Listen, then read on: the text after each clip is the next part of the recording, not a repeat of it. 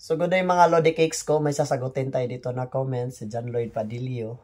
And ang tanong niya is, saan daw ako nag-aral ng Nihongo? And then, ilang years ako bago nakaalis simula ng pag-aaral ko ng Nihongo. Actually, Lods, na-content ko na to siya dati. So, i-content ko muli para sa'yo. So, nag-aral pala ako ng Nihongo way back 2015 October sa PNTC, Phil Nippon Technical College, Calamba, Laguna. Ang offer nila, Lods, is study now, pay later. So, sa tanong mo naman kung years ba, so hindi ako umabot ng year, Lods. Almost 8 months lang ako dyan sa PNTC. So, nakaalis ako agad by 2016 June. Kasi 8 months lang ako eh. 4 months yung language, and then 2 months yung skills, and then the rest doon waiting na lang. So, pinaka-importante kasi dyan, Lods, para mabilis kang makaalis, Lods, is mag-aral ka talagang mabuti ng Japanese. Kasi sa akin dati, mahirap akong maka-adapt dati. Gawa ng matanda na kasi ako nung pumasok ako ng PNTC. So, mahirap na kasi back to zero ka kasi, Lods, pag nag-aral ka ng Japanese, Lods. So, pinaka-importante talaga sa lahat, sabayan mo lang ng panalangin, sipag. Sipag lang. Araw-araw sipag lang. So, ayun, Lods, kailangan mo talaga ng sipag. So, sa akin kasi dati, Lods, ang allowance ko lang dyan dati sa PNTC per week is 500 lang. So, ang ginagawa ko nun, nanghingi na lang ako ng dakot or dokot doon sa kantin namin. So, nakahiya naman. Pero, wala tayong magagawa kasi kailangan natin, gusto natin pumunta ng Japan.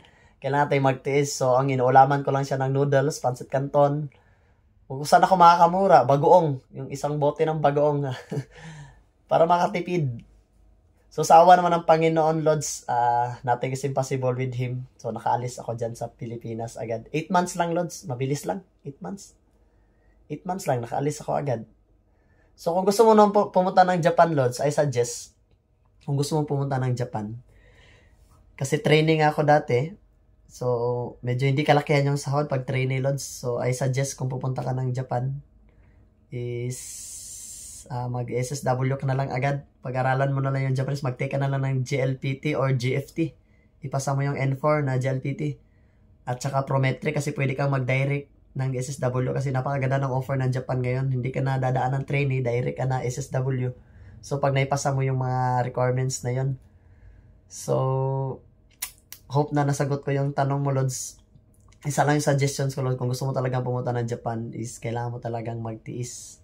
And then, mag-aral ka talaga mabuti. And then, sabayan mo ng panalangin kasi walang imposible sa Panginoon. Nothing is impossible with God. Tignan mo nga ako eh. Hindi ko nga in-expect na makakabalik ako dito sa Japan. Last year eh. Kasi gawa na umuwi ako ng Pilipinas 2019. 3 years yung kontra ko dati as trainee. So, nakauwi ako ng 2019. Babalik sana ako ng Japan by 2020. Nag-apply ako as SSW. Kaso na-stuck tayo sa Pilipinas. Gawa nga na yung COVID-19 virus. So, na-stuck ako doon. Matagal ako nakaalis na naman. Kasi walang offer ng machinist. And then, nag-change lang ako ng Prometric, Lods. Nag-ground handling ako dito ngayon sa Tokyo International Airport. Sa awa ng Panginoon, almost 1 year na ako mahigit dito nagbababa at nagbubuhat ng mabibigat na mga maleta international. So, yun lang. Palagi ko talaga inuulit sa mga vlog ko. So, pag-aralan natin yung lingwahe, kultura ng Japan. And then, para ma-adapt natin ito at mabilis tayong makaalis dyan sa Pilipinas. So, yun, Lods. Mag-aral ng mabuti. Huwag mag-cellphone. So, God bless you, Lods. Hope na nasagot yung tanong mo. Bye-bye.